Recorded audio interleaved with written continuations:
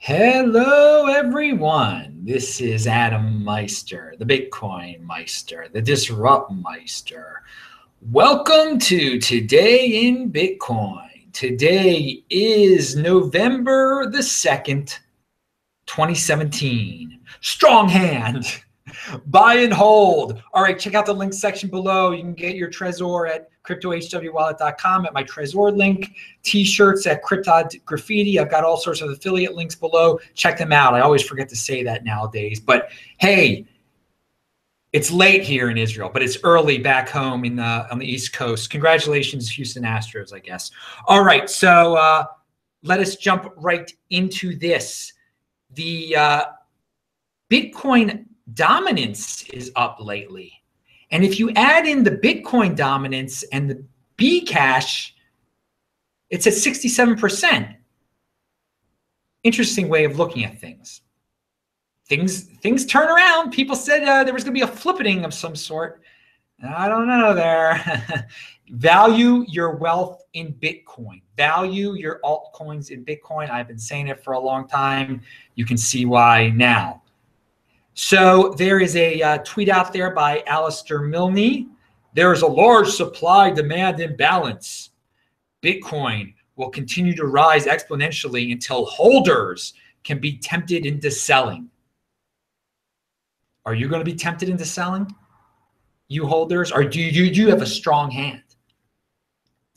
All right, 2020, Bitcoin halving. That's our next halving. Keep that in mind, people. All right, on Friday, that's tomorrow, 4 p.m. Eastern time, this week in Bitcoin. Richard Hart, you should be on the show. We should have a B-Gold guest on the show. We might have a Steam It guest on the show if all goes well. So tune in tomorrow right here, 4 p.m. this week in Bitcoin.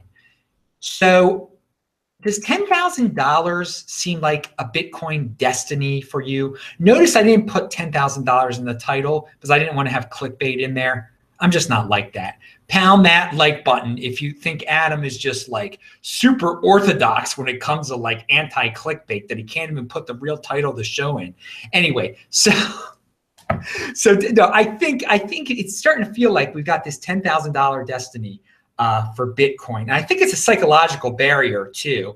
And I think things could slow down around then also. And maybe I'm wrong. I also think if we get to $10,000 like in the next couple of days, we might be in bubble territory. But if we just shoot through that, then I don't even know what the next psychological barrier is after. I mean, I talked about this with Andy Hoffman, and I linked to his show below, cryptogoldcentral.com. You can get it at, but I also linked to the YouTube where you can just watch it for free. But of course, please subscribe to his newsletter, his whole channel down there and everything. It's a good value. But going back to this, and which was discussed today on his show, is $10,000 destiny? Are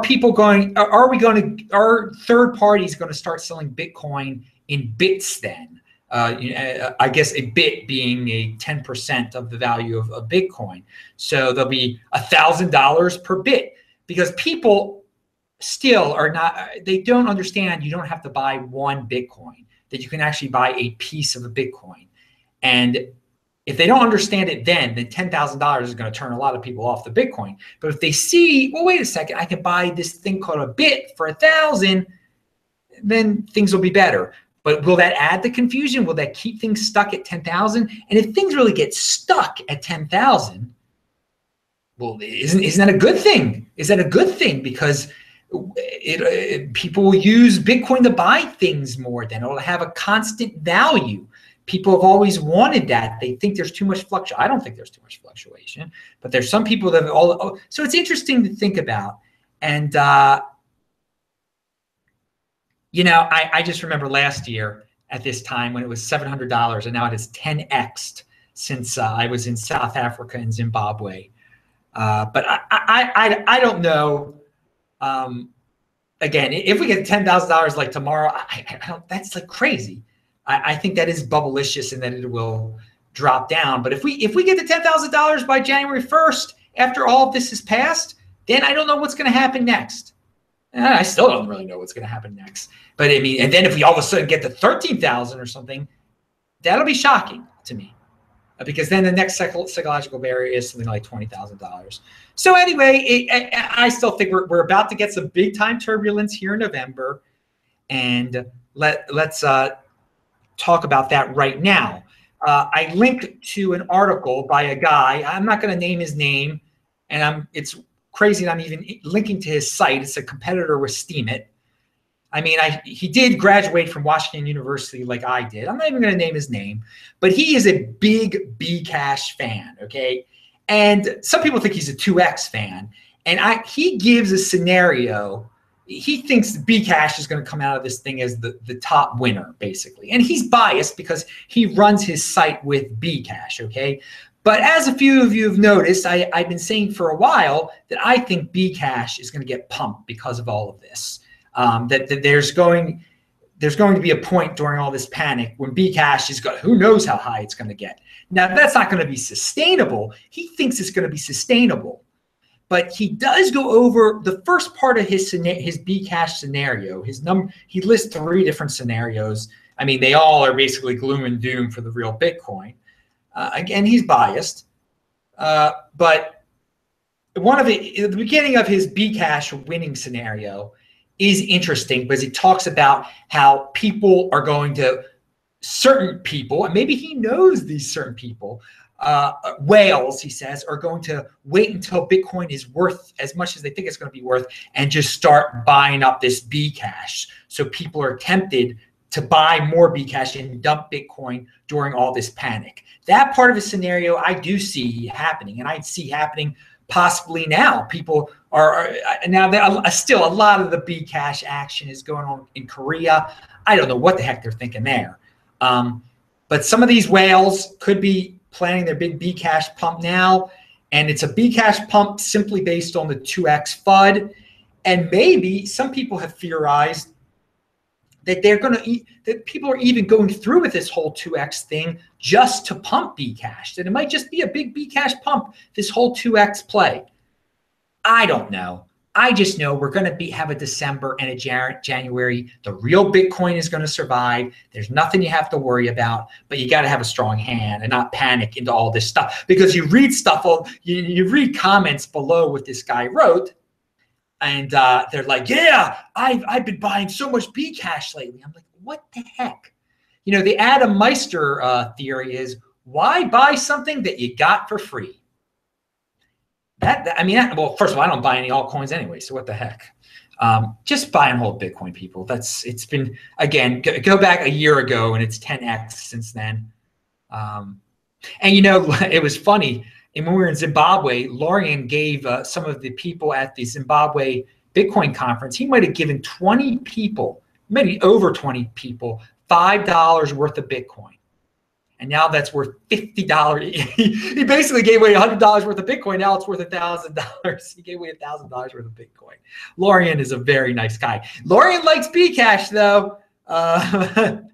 I know a few of you are going to bring that up if you've been paying attention, but most of you don't pay attention at all and won't even check out the link section below, which you should do, because you can educate yourself down there.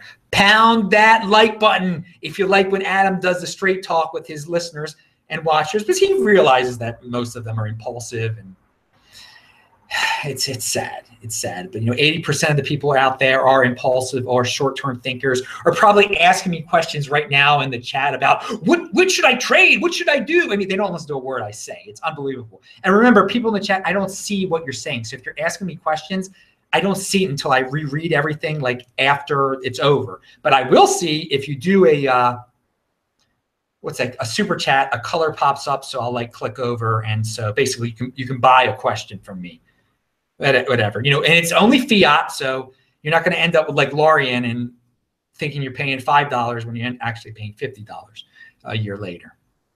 And I'm not saying Bitcoin's going to 10x again in a year. Wow, that would be really amazing. Whew. I mean, what the heck would I do at that point? I mean, all right. So, yes, I did link to Andy Hoffman's show below, cryptogoldcentral.com. Check that out. What else do we have here? All right. So there is an article out there at hackernoon.com about zombie tokens with these ICOs. Now, this article is what I'm about to read you assumes that the person that's starting the ICO is actually legitimate and is not trying to steal from the people giving him money. But I would think that most of the ICOs out there are not really trying to raise money to build their companies. They're just trying to steal money from people like you who think ICOs are good when they're not. And they're insane. You should just to give up your precious Bitcoin to buy Ethereum, to buy ICOs is madness, absolutely madness. So I'm going to read what this zombie token theory is, because it's interesting. Zombie tokens are very different from outright failed projects. Zombie tokens may actually contribute to project failures by one, signaling a limited number of supporters, making it difficult to attract exchange listings, and if attracted, virtually guaranteeing inefficient price discovery and liquidity due to low volume. 3, create frustrated token holders who are constantly sniping. All of these factors distract and can create a negative feedback cycle.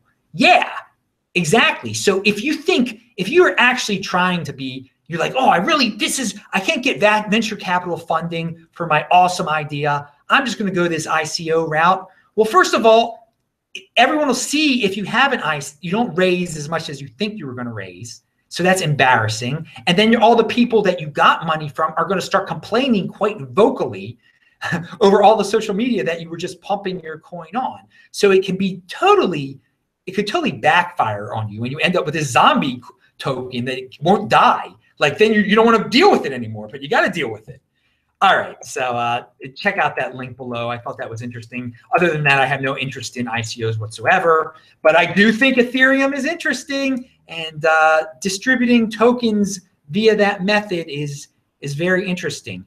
Making people pay for those tokens is another thing. You're getting yourself into a lot of hot water with that ICO thing and the regulation and the zombie tokens and everything. But if you want to give away stuff, that's very interesting. All right, if you need, if you need crypto dividend consultation, if you need any type of cryptocurrency consultation, help setting up your Trezor, email me at adam@trezorhelp.com. All right. Yeah, so again, I'll be at the Seoul Bitcoin hangout place on December 4th in South Korea. We'll talk more about that. Hopefully, I'll be in Johannesburg for a Bitcoin Meister event on the 10th of March. We're still getting all that set up, but hey, why not bring that up early?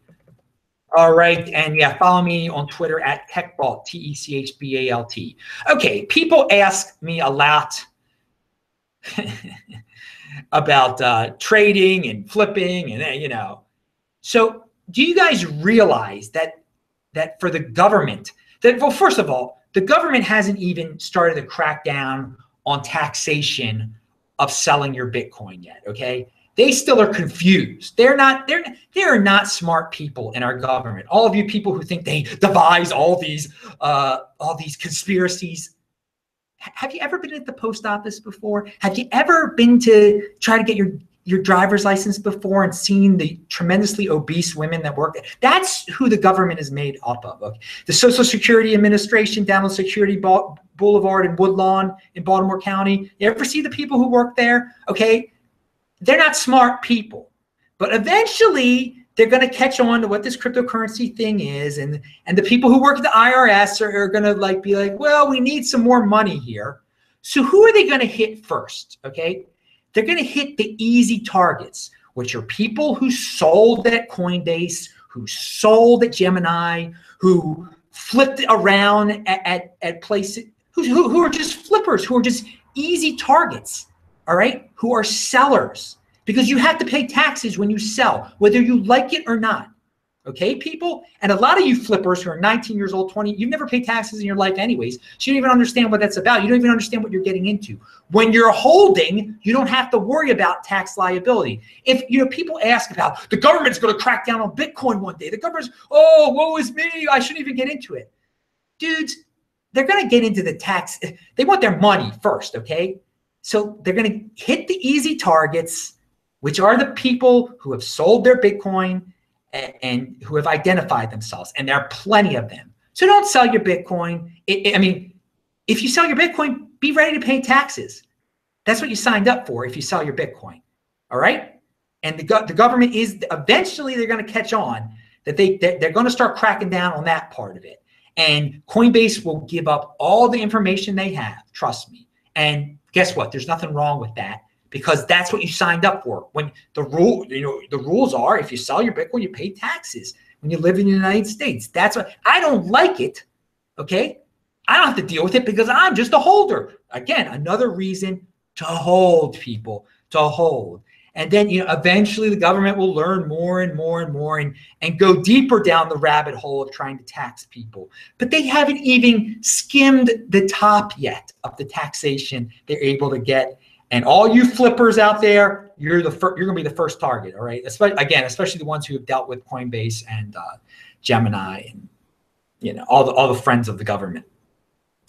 So, again, this leads into the question of people have asked, well, what country should I be in when the government starts to crack down on Bitcoin?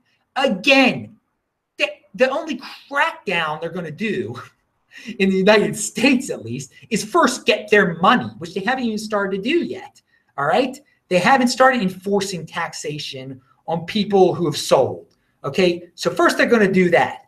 So if they ever really get serious and they're not going to start throwing us in jail because we hold Bitcoin.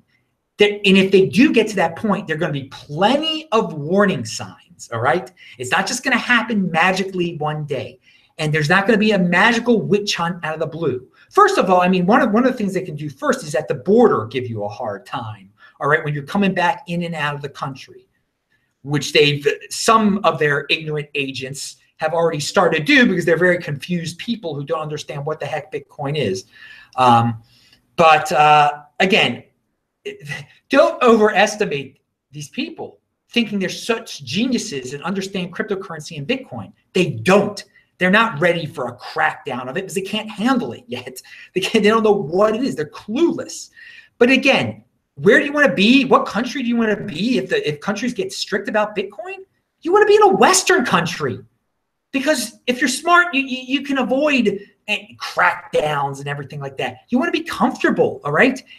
But the best, be ready, be in a position where you're able to go to any country. Have a passport, be a person who has traveled, who's familiar with different countries, who, God forbid, if the United States did get strict and start arresting people or some nonsense like that, you could move to New Zealand suddenly. Because you've been to New Zealand before. You're familiar, like me. I've been to New Zealand. I've been to Australia. I've been to Canada. I mean, I could easily move to these countries tomorrow. I'm in Israel right now. I could move to Israel easily at any moment. I mean, I could move to South Africa. That's not, they have their issues too.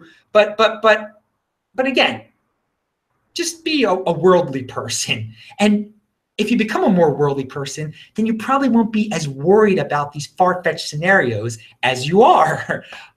Because again, there are few smart people in the government. It's made up of mostly overweight people just collecting a welfare check. I mean, it's welfare. They don't work. They don't even work in the government. And you're scared of these people cracking down on Bitcoin and forcing you to move to some other country, okay? Don't worry about that stuff. Just buy your Bitcoin. Don't let that stop you from buying cryptocurrency and Bitcoin. The morons in government that you think have all these conspiracies and knocked it and whatever. You know, as many people know here, I think all those 9/11 truthers are complete losers and are insane people. The people who jump into these, who really hardcore just live their lives thinking about these conspiracy theories, and then they end up living in their basements, complaining about everything, thinking that crypto is a conspiracy too. And they don't travel.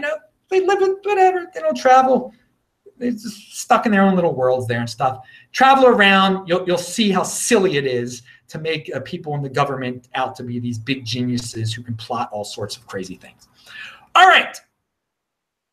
That's my talk of the day. I'm Adam Meister, the Bitcoin Meister, Disrupt Meister. Remember to subscribe to this channel. Like this video, share this video, pound that like button. I will say hello to you guys in a second. I just want to see if I skipped anything there. Yeah, no, that's it. All right, see ya.